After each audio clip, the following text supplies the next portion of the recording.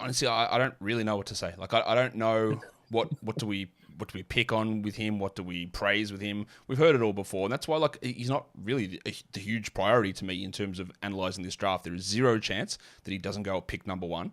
He is obviously insanely tall. He's got massive wingspan. He blocks shots. He can dribble. The shooting numbers weren't elite, but there is obviously room there, and he's a good free throw shooter.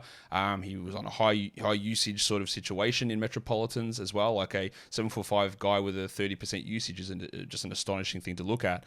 So I don't really know where to go here with Wembanyama. I don't want to get into like, is he best prospect since, because I don't know what that really serves. But let's talk about like, what do you think that if there was anything that was going to keep him from being a multi-time, I don't know, I won't even say All-NBA, All-Star, like what would be the thing that keeps him from being that player?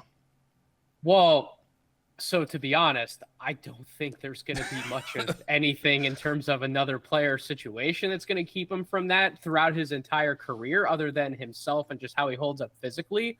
What I will say, though, Josh, it's interesting he's going to go to San Antonio, projected, right? We don't technically have that answer yet, but we all think that's what's going to happen. But he's going to San Antonio in a situation where they don't really have a point guard that you can point to on the roster and say, you know what, this is a guy I trust to consistently get Victor the ball where he needs it in certain spots. So if there's anything that's good that could hold him up offensively early on in his career, where he is asked to do a little bit too much going from one level to the next, and maybe it just doesn't look as good as we want it to look within his first year, maybe his first year and a half, that to me could be something that I would point to. But overall, how he's projected to grow, he will become his own self-shot creator, right? He kind of already is that to an extent. He's 7'5". He can shoot over anybody he wants to, but it's a matter of he's still someone, in my opinion, right now who needs to get the ball in certain spots where he's most comfortable. And that, to me, if I was San Antonio and I'm looking to address the first need around Victor as we start to build out this roster around him,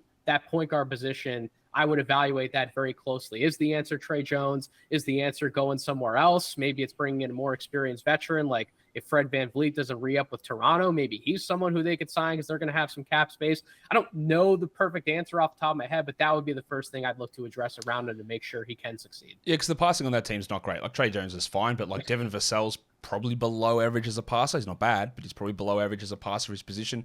Keldon Johnson's like an invisible negative infinity level passer. Jeremy Sohan, they ran him at point guard a little bit, but I don't think he can handle that role full time. Malachi Branham's not too early for him. Yeah, like the passing is not great on that team. Devontae Graham's there, but like okay, you're not going to rely upon him to be running things with that squad. So I understand that, but I also agree with you that it's not going to be very long before Victor's just creating everything for himself. And honestly, people can be hyperbolic about Wembanyama, but it wouldn't surprise me if he is the second best passer on this team really, really quickly. Like he can do, he's got dribble moves. He can see what's happening, obviously, all across the floor.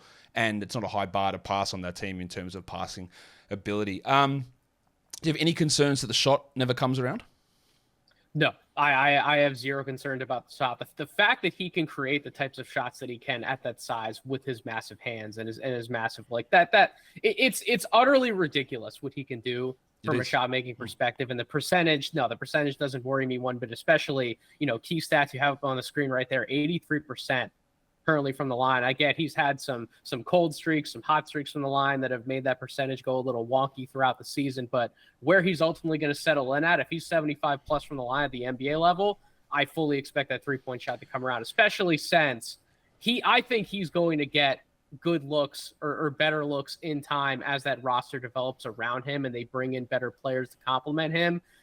All of the attention won't be on him. At some point, he'll be able to get some cleaner looks versus being one of the only guys for Met 92 who's, tasked with generating shots on a regular basis every trip up and down the floor. He averaged almost 6 free throw attempts per game in 32 minutes. So like it's a decent volume as well across those 30 games that he played. Like to hit him at 83%, like that's good enough. Like that's a really good indicator. And we look at projected 3-point percentage. He's probably going to be a mid-30s guy pretty quickly, I would think. And probably never going to be a 40% shooter, but who is? Like there's not that many of those guys who do that.